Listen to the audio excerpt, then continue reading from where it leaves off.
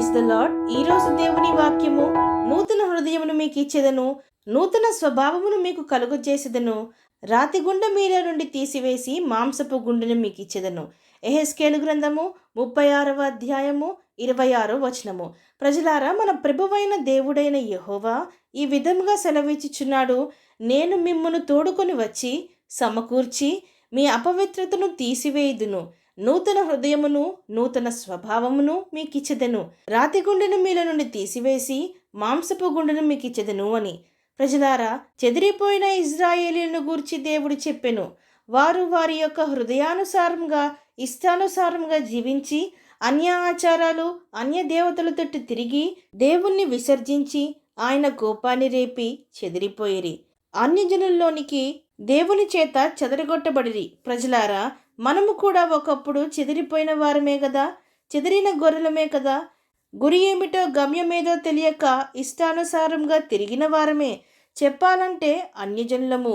మన మనస్సు ఎట్లు తిప్పితే మనము అట్లు తిరిగి ప్రవర్తించిన వారిమి. ఆకర్షణలకు గురై జీవితాన్ని పాడు చేసుకున్న వారమే. మొండిగా మూర్ఖంగా ప్రవర్తించిన వారమే. కఠిన హృదయులమై క్రోధంతో ద్వేషంతో నింపబడిన వారమే. పాపం వలన వచ్చు జీతము మరణమని తెలియక అపవాది చేత బంధింపబడి పాపమునకు బానిసలైన వారమే.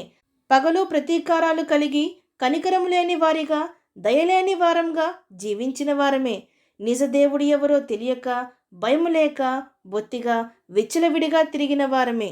అయితే ఈ విధముగా చెదిరిపోయిన మనలందరినీ దేవుడు పోగు చేసి, అనగా ఎక్కడో చీకటిలో, ఎక్కడో గాఢాంధకార లోయల్లో, ఎక్కడో మురికి గుంటల్లో, ఎక్కడో పాపపు ఊబిల్లో ఉన్న మనల్ని విడిపించి తోడుకుని వచ్చి పోగు చేసి సమకూర్చి మన అపవిత్రతను ఆయన రక్తంలో కడిగి నూతన స్వభావమును నూతన జీవితమును అలాగుననే మన జీవితమునకు ధరించుకున్నటకు పరిశుద్ధత అనే వస్త్రములను నూతన హృదయమును మనకిచ్చెను.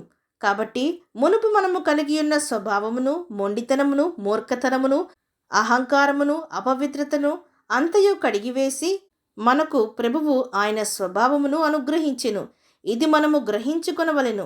ప్రజలారా, మనము రక్షింపబడిన ఇంకనూ పాత మార్గములోనే కొనసాగిస్తున్నామా, లేక దేవుడిచ్చిన నవీన స్వభావమును ధరించుకొనుచున్నామా అని గ్రహించుకొనవలెను. ఒకవేళ లేదు అంటే ఇప్పుడైనా ప్రభువు వైపుకు రండి. ఆయనే చెదిరిపోయిన మనల్ని పోగు చేసి స్థిరపరుచును. గుండె చెదిరిన వారిని బాగు చేయువాడు ఆయనే. నూతన హృదయమును నూతన స్వభావమును మనకు ఇచ్చును.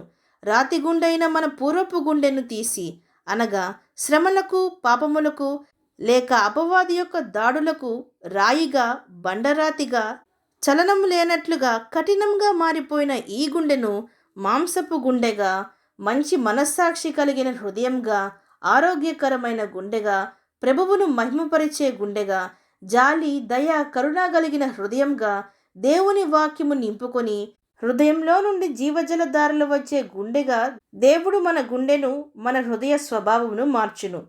మన యొక్క వేషభాషలు, మన మాట, మన నడవడిక, మన భక్తి, మన స్వభావము సమస్తము మారిపోవును ప్రభు దగ్గరకు వస్తే.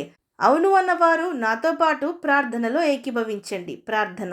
పరిశుద్ధుడా, ప్రేమగల తండ్రి, ఈరోజు మీరిచ్చిన ఈ వాక్యమును బట్టి మీకు స్తోత్రములు దేవా. దిక్కులేని వారిగా గురి గమ్యం లేని వారిగా ఎందరో తిరుగుచున్నారు తండ్రి.